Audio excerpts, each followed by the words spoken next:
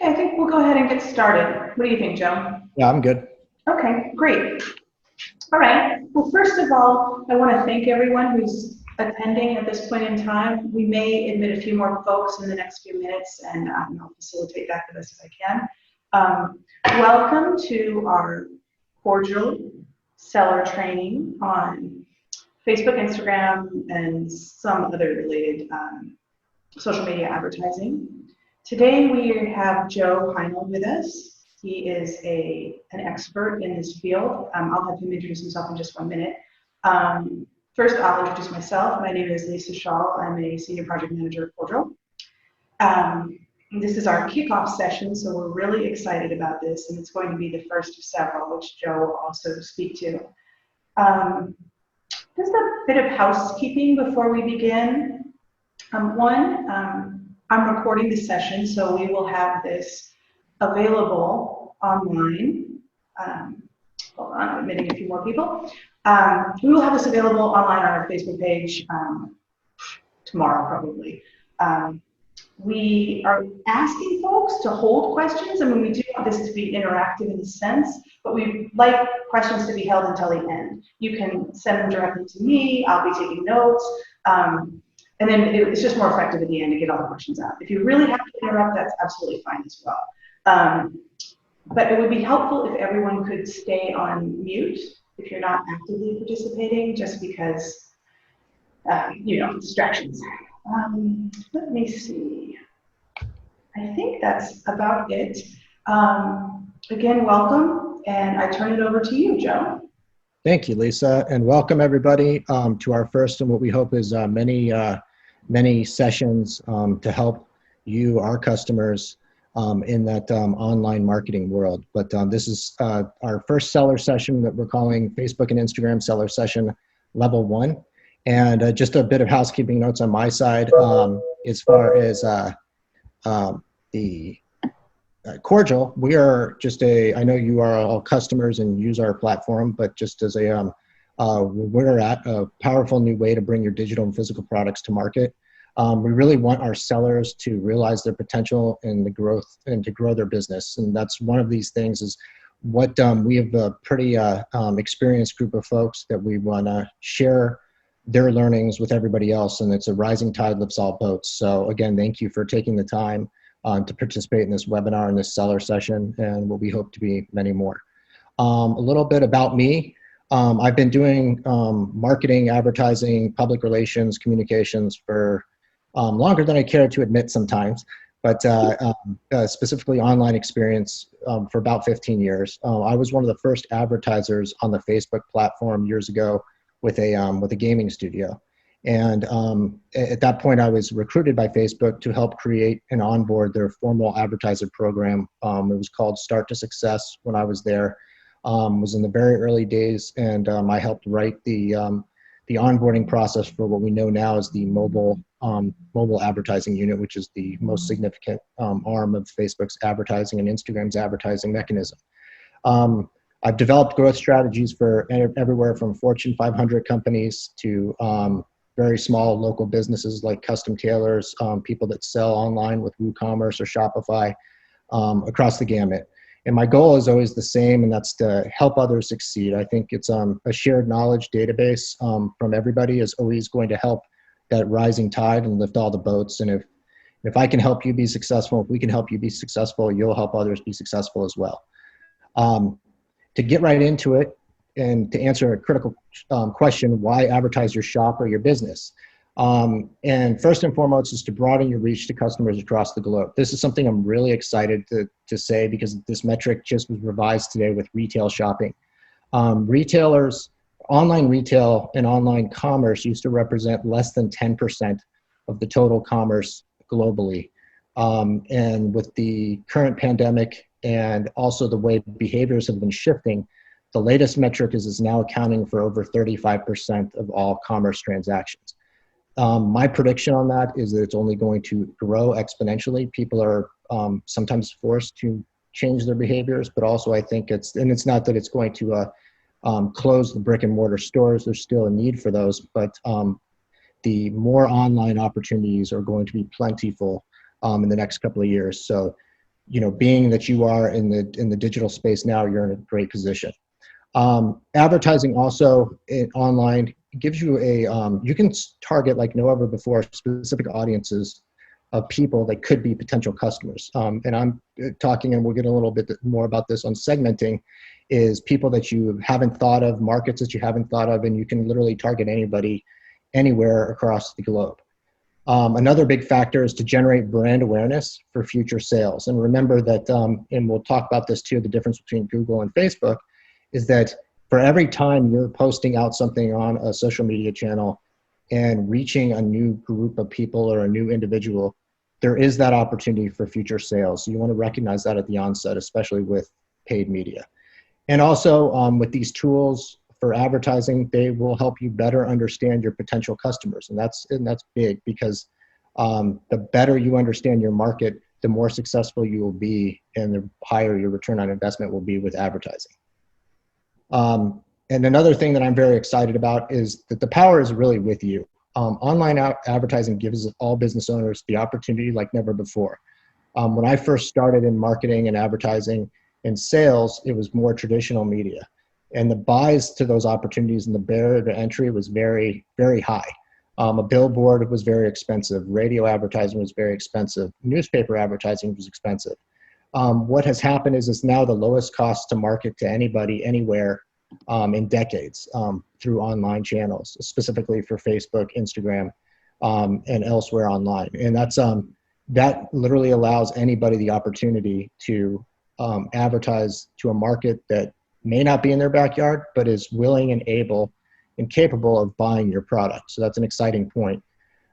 It's also you have the power to find and develop your audience and bring new opportunities to your audience. So that's putting you in your brand in control. A lot of times with traditional media, and it's still necessary, but is it necessary every time? And it's what works for you, and you have greater control in your brand with online advertising, which we're going to talk about a little bit in this presentation. Just to cover an important factor is the difference if you're thinking about advertising online and you've looked at Google, which is also a very low cost barrier to entry. You can start with minimal money, and Facebook, and comparing the two. This is kind of the most simplistic view I've had of that. And Google is immediate intent. And that's, if you think of yourself and when you're searching Google, you're thinking for something immediately, places to eat, a specific type of shoes, a specific type of product. It's very linear and very immediate in its intent. Facebook, Instagram, a lot of the social media channels in that advertising is what we know what I call passive discovery. Those advertisements are typically placed in places that users tend to coalesce in on those social media networks and those channels.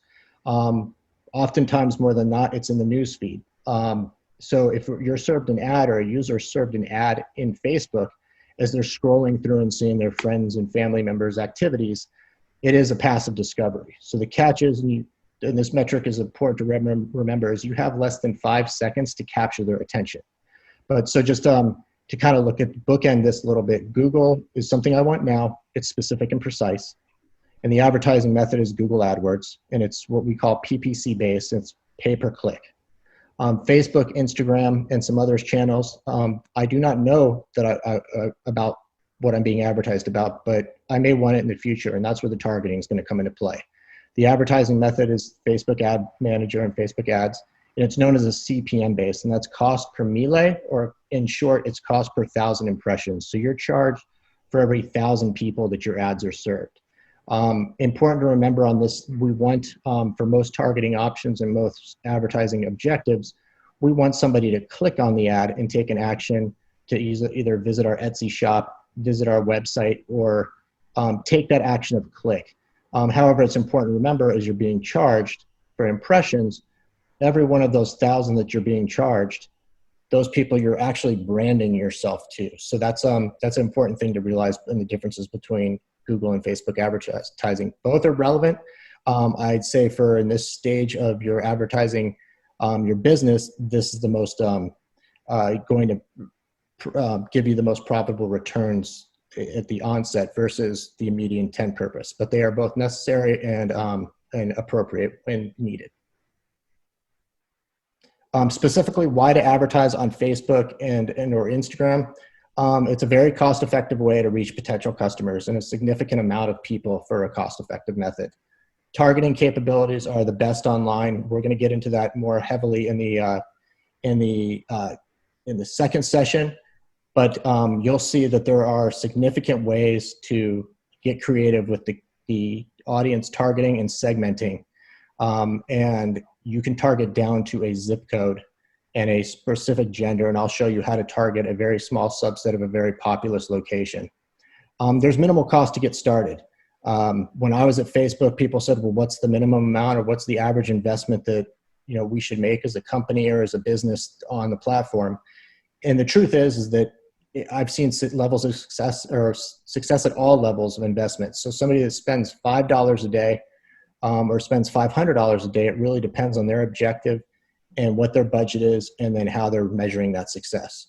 And finally, it's important to leverage the tools for the long-term success. And we're going to get into some of that now with what you can use already, these things that are available to you free of charge from Facebook's advertising platform that you can use not only for if you're advertising today, but how to use those tools in the future for coming back to defining your audiences and finding those pockets of people that are willing and able and looking for your type of product.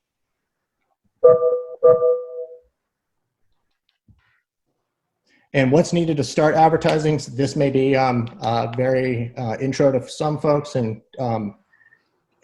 past that point, but just it's important to remember the key components you need to advertise on Facebook and Instagram. Foremost is a Facebook business page. And just to make sure that everybody is familiar with that, the difference between that is, and I've seen this many times over the years, is that somebody may have a business page, but it's set up as a profile. And how you know is, do you have likes or do you have friends? If you have friends, it's a personal account and you want to convert that. It may have the name of the business, but it's the identifier, the primary identifier is friends versus likes. And an Instagram profile, business profile, very easy to do. You can do it through the Instagram app. And again, the note is that it's followers versus friends. So those are the two metrics to look at to know if you have a business profile and a business page with Facebook or a business profile with Instagram. A recommended thing is setting up Facebook Business Manager. This is a very, very robust tool that they are constantly improving. And I saw it in the early days. And think of it as a customer resource management tool like Salesforce, but with all the necessary components you would need for not only advertising, but managing your business for Facebook and Instagram. They're just now releasing multiple features where you can comment and respond to user comments on your Instagram profile, not just through the mobile app, but through the desktop business manager platform. So if you don't have it, I recommend getting it. There's some resources at the end of this presentation with hyperlinks to those points to get you in the right direction and help you on that. And also we're available for any kind of one-on-ones too, or questions at the end of this. And then finally, it's creating an ad account. There's some resources and links on how to do that at the end of this presentation, and it'll be posted in PDF form on our website. But creating the ad account is obviously paramount. You'll want to finance that or make sure that you put a valid credit card on file with Facebook.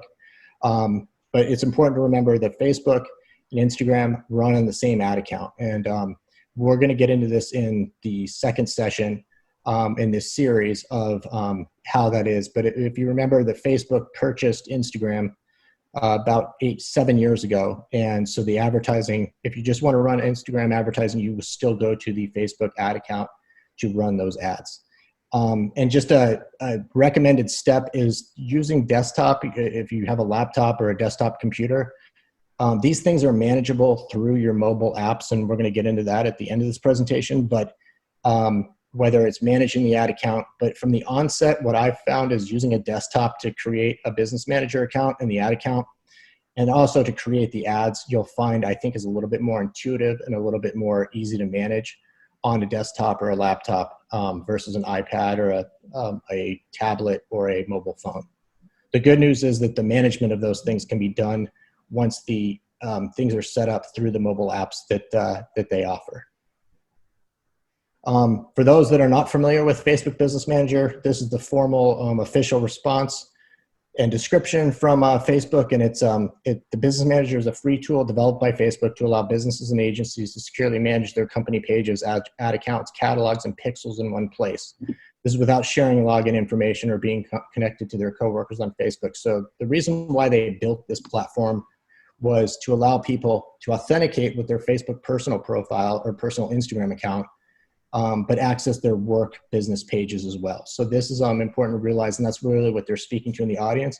The good news with this, though, is that everybody, you don't have to be a Fortune 500 company to leverage this and have some of the same rules apply. I know many of you probably have a personal Facebook profile, but also connected to your profile and your login credentials is a Facebook business page or Instagram business profile that you're managing through there. So this ensures that there's some segregation between the two.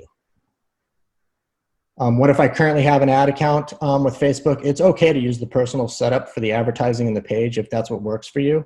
The difference you'll know is on the login URL, specifically on desktop, it'll say business.facebook.com. Whereas if you have just a personal ad account, it'll be facebook.com/ads manager.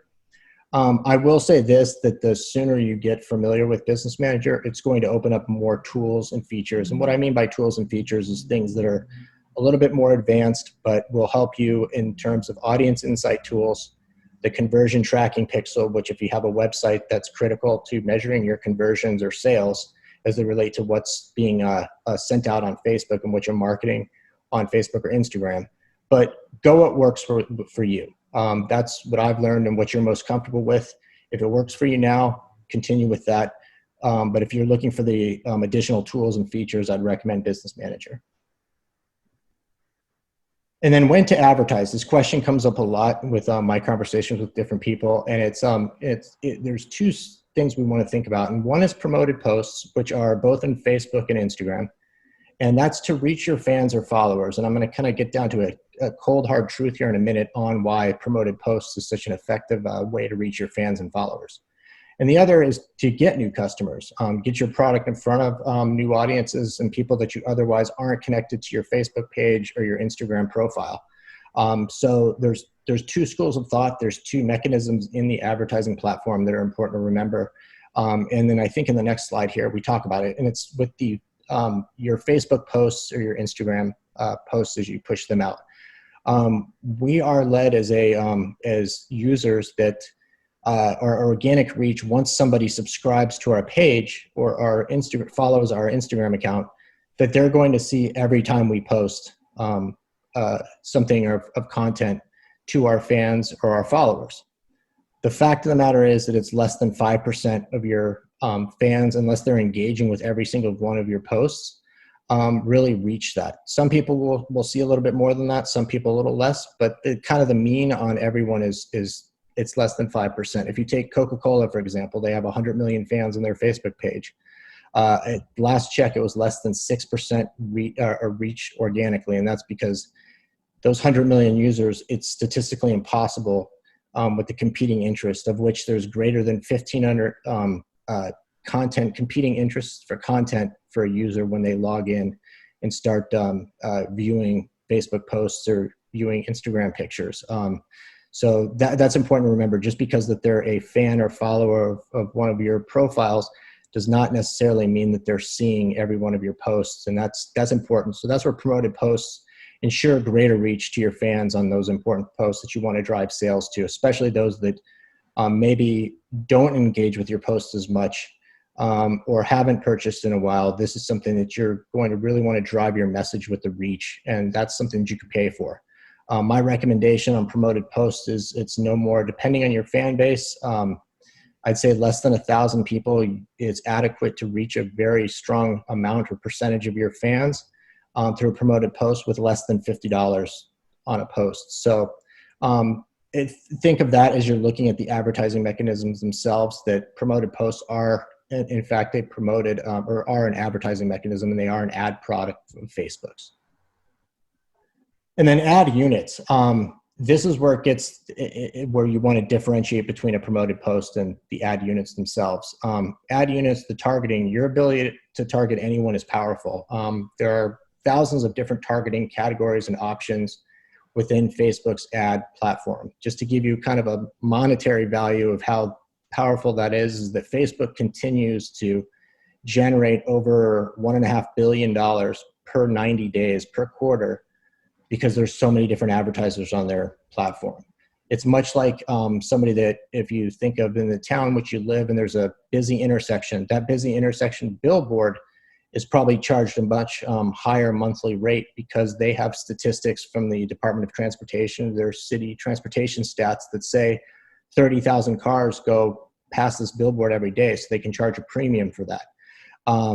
So if you think of that in the targeting, what you're doing is you're lessening the number of cars that are willing and able of those drivers or people that you want to target and are willing and able to buy your product. And that's where you're putting your billboard. So ad units in that aspect are very powerful. Placing the ads where your customers interact. First and foremost, and this is something we'll get into in session 2 and 3, is that placing ads where your customers will be. And in most cases, that's going to be newsfeed above all else. In Messenger, a lot of people are using the Messenger platform, Instagram stories, and then in groups. So think of the placements. Now, what Facebook does, and we'll get into this more under the hood in the next session, is that, and I want to reveal it now, is that Facebook by default, when you set up an ad, an ad unit, it wants to place your ad in all of their different categories. And I think at last check, it was 28 different ad products that they have. Audience insights, it doesn't make a whole lot of sense, or video feeds. And if you think about it, what I touched on earlier was the passive discovery of what these ad units are and what you're doing as people are seeing your ad on Facebook or Instagram, is that audience insights means if you see a article and you're going through your news feed and you're subscribed to, say, NBC, and NBC has an article posted, and you see it in your news feed and you click on that article, well, Facebook will actually serve ads in that NBC article. And if you think about for yourself, and I know for myself, if I'm reading a specific article about a specific topic or subject, and I'm served an ad for bicycle shorts, I'm not in necessarily that frame of mind when I'm reading that NBC article to click on an ad and be distracted yet again. So what I recommend for people is just always place your ad units where you're going to get the most bang for your buck. And what I mean by that is newsfeed is top of mind where everybody's acting and interacting in that main real estate. So just a note, we can discuss that in the next session. If you have any questions after this, we'll go through it. But the investment level, as low as $5 a day. My kind of rule of thumb with advertising is, and I'll get into the stats and best practices, is that there's no commitment. You justify that. They are very transparent in the number of impressions they will serve of your ad to customers or users every day, and in real time. I've seen as low as $5 a day up to $5,000 a day.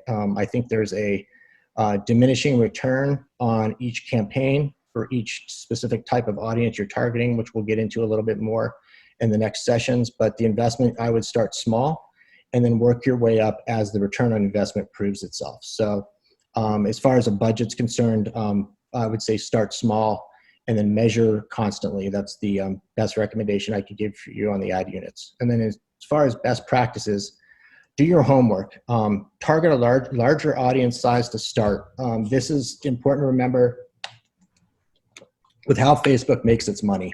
And it's imperative for them, if they're charging you for a cost per 1,000 impressions, and your objective is for the user and the audience to click on your ad, Facebook behind the scenes is going to work, we call it the ad algorithm, to find as many people that are going to take that objective, which is clicking your ad, as possible. So if you start with a larger audience at the onset, that will help them define out who the right people are in that larger audience. So if you're targeting, for example, the United States and all 50 states, but you know that Texas, California, and Florida, you have a lot of sales to begin with, well, it probably makes sense to, if you're going to segment down, target those larger states with larger populations, and then target by gender and then the interest size. Again, we're going to get more into the weeds on this and under the hood in the next session on really how you do that advertising, targeting, and doing it ahead of time. Add images, use pictures of people using your product, and when possible, and if not, show the net results for your digital products. An example of this is if you're promoting for invitations for a birthday party, show people celebrating at a birthday party, or for wedding invitations, show people at the actual wedding or the reception. Things like Unsplash and Pixabay, there's a lot of free image opportunities you have to get high quality images that are creatively common licensed released for you to use. What I've learned over the years, and this is something internally we used to say at Facebook, was avoid the color blue. Facebook's blue, or inherently their interface itself, is blue and white, and it's always been. And I know that the studies internally show that blue ads people tend to ignore more because they think it's just part of Facebook. So you want to stand out from that and be on your own brand. And finally, make ad copy stand out. Short statements, provoking thoughts, and use call to actions. A lot of times an old adage that we've seen time and time again is asking a question and then follow that up by a call to action. One that stands out to me is, have car trouble, ? Call this mechanic. It's very simple, and that's from a human behavioral standpoint, how they react to ads. That's what they assimilate the quickest, and that the few seconds we have to garner their attention. Some other best practices when just getting started with advertising is a good length of time for your budget. Typically 5 to 7 days minimum is what you'll need to get a robust data set or robust information about how many people clicked on my ad, how many people did I reach, what was the cost per 1,000. That's going to kind of give you a good litmus test or a benchmark on if I'm targeting the right people with the right ad copy and the right imagery. Again, that stuff is measured in real time, and you want to kind of always be measuring that as you go forward. And at the end of the day, especially with online sales, you want to think of, are my sales being driven? A metric internally that Facebook had when I started was called frequency, and this is something that's in the reporting of your advertising campaigns, and that's how many times that ad has been seen by a specific user. And the frequency used to be that it was between 3 and 5, that 3 and 5 times that somebody would have to see the ad until they clicked on it. And that also lines up to in your total of how many times does the person need to see the ad until they click on it, then how many times until they actually buy. That frequency number now, because of all the competing interests and people's behaviors have changed a little bit, now the metric is between 8 and 12. So somebody typically will see your ad maybe between 8 and 12 times before they even click. So looking at that stuff is going to be important in that 5 to 7 day minimum test time that you use. Second is begin with the objective. Traffic is the probably the best objective for shops and for online stores. They also have an objective of conversion. It is not a proven as much model as the traffic, being the user takes a visit to your website, because there's just not enough data yet for them to do, but it's certainly out there. And I think down the line that will be a great objective for sales. But for right now, the best objective for sales is traffic. And start small with your budget. I'd say between $5 and $10 per day over that 5 to week-long period to kind of see where you're at.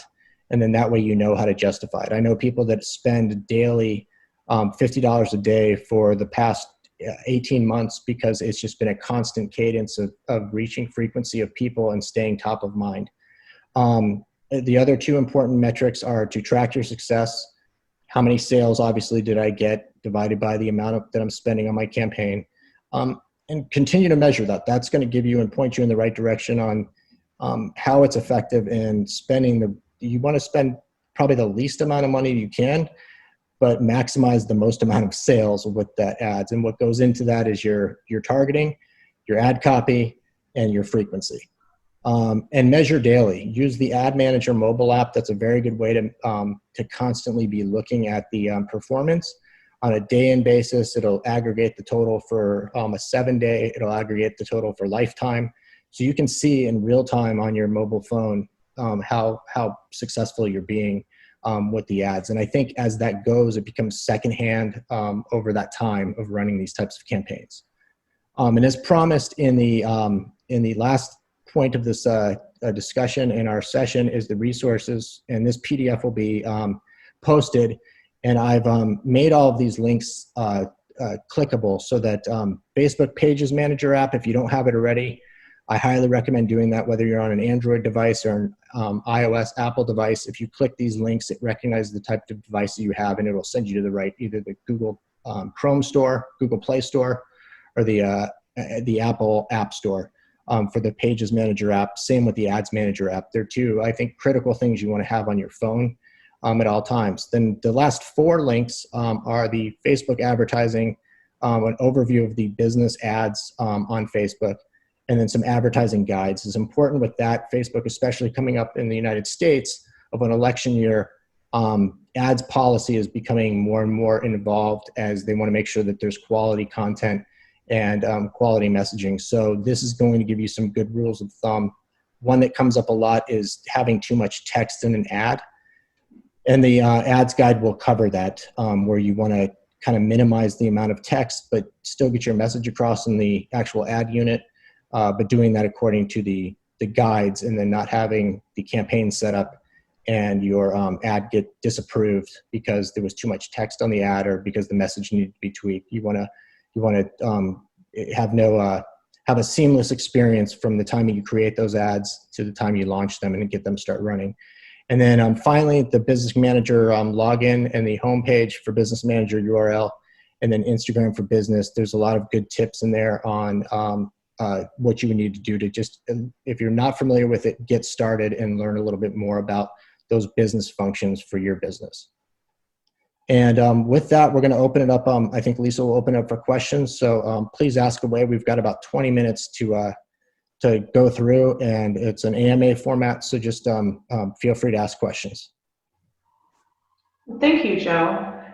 Yes, he's absolutely correct. You can text me your questions. You can unmute and join the conversation. We're a fairly small group, so it'll be fine to do it via mic as well. The first question I have is, how do we connect our digital items to the Facebook business profile?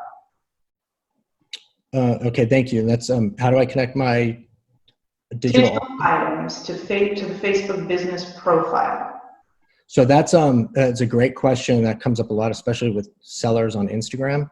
And if we can refine that, if we're talking just the products on our website, I want to just clarify that we're talking about products that are listed on our website.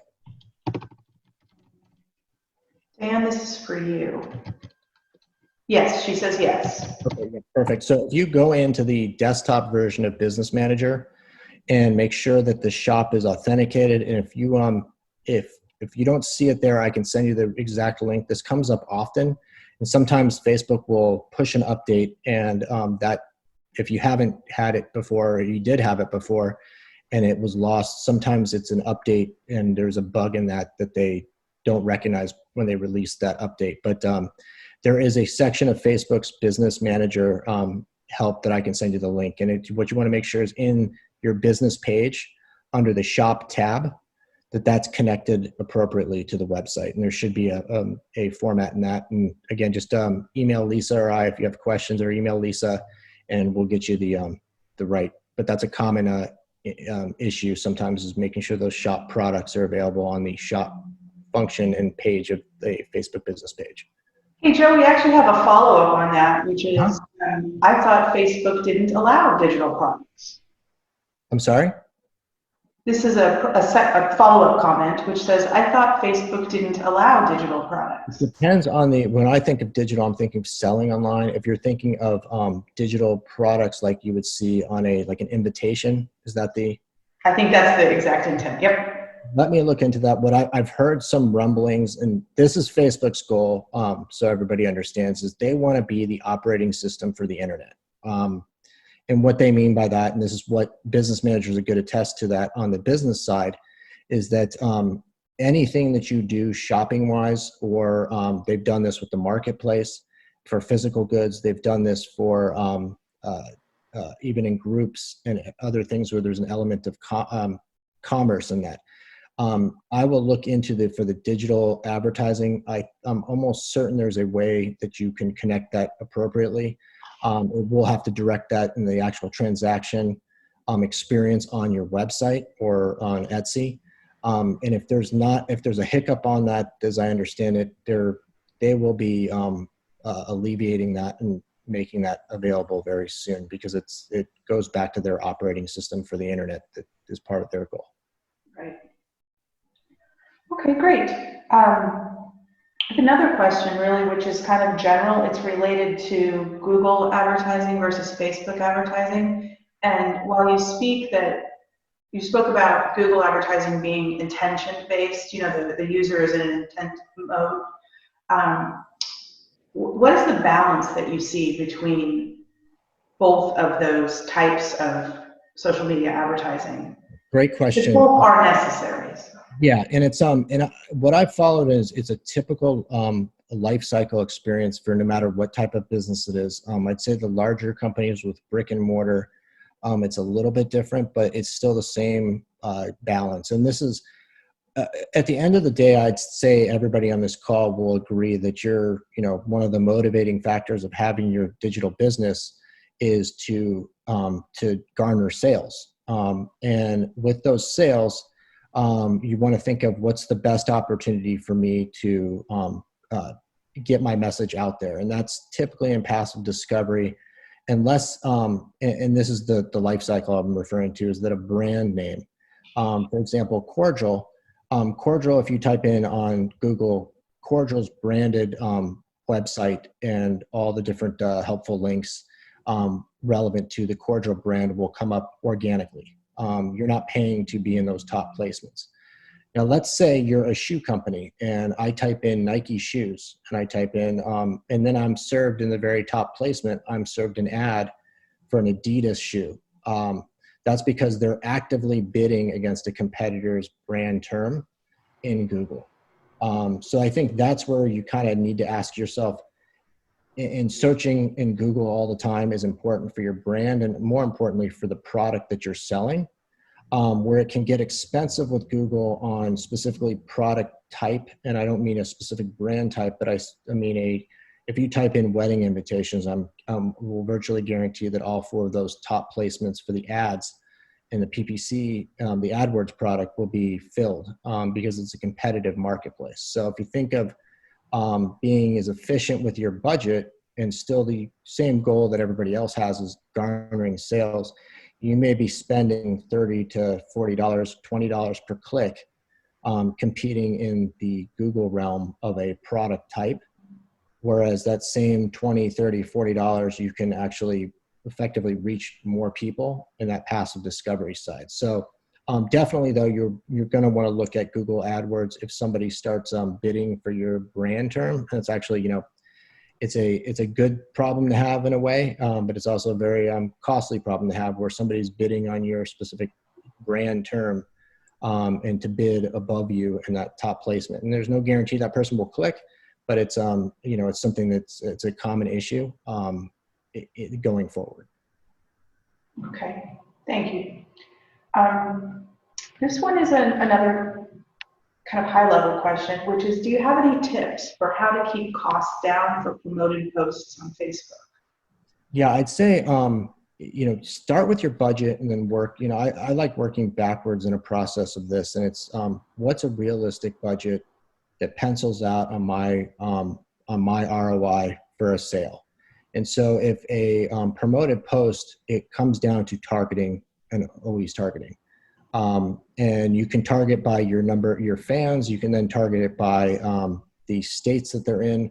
I kind of look at my data for sales to dictate, because of a lot of times a persona of a customer is going to follow a similar persona of a prospect. So with that, in a promoted post, first and foremost, if you're promoting a post to your fans or followers, look at the integrity of those fans or followers. Many a times I worked on a big engagement I'll never forget with a big corporation called Party City.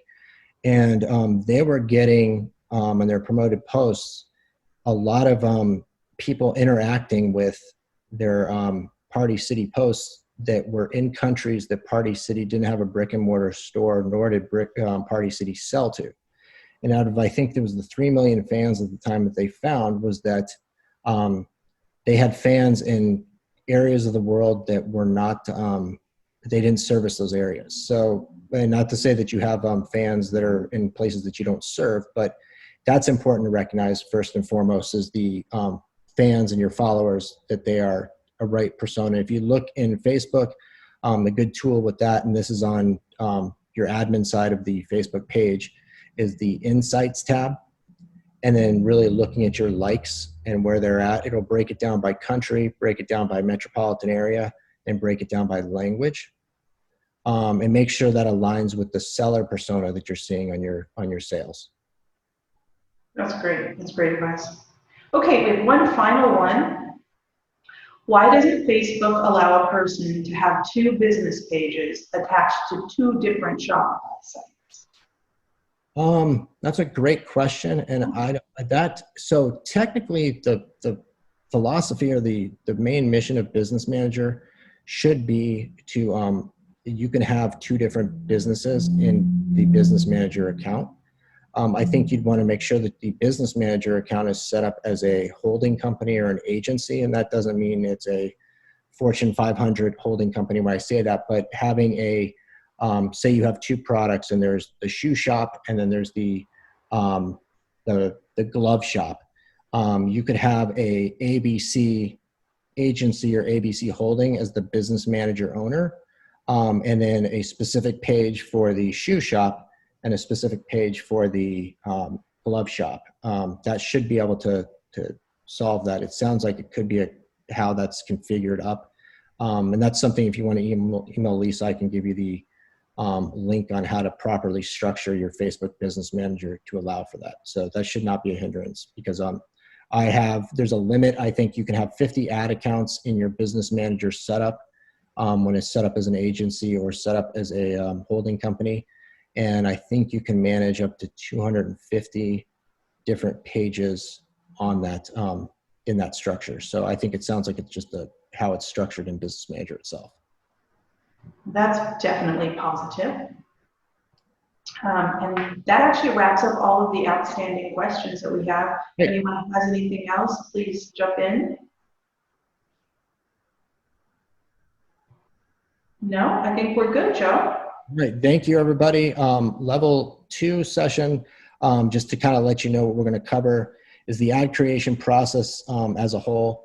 Really get into audience targeting and why that's so important at the onset, and also the different hacks and different ways around using the audience targeting tool to find the best type of customers for yourself. And then the ad placements that we touched on a little bit, and which ad placements make the best sense for the type of product or that you're selling. Well, thank you again, everyone. Thank you. Good evening.